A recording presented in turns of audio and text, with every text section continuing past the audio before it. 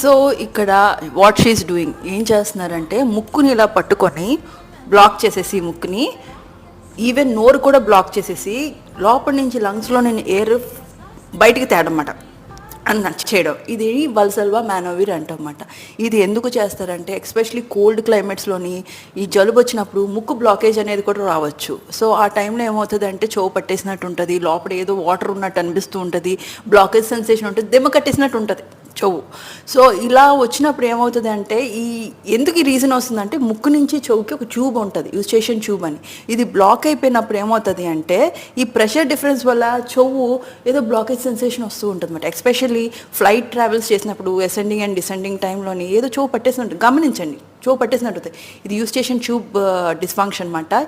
ఈ ఎక్సర్సైజ్ చేస్తే ఈ మానోవిర్ మీకు చాలా వరకు రిలీఫ్ ఉంటుంది.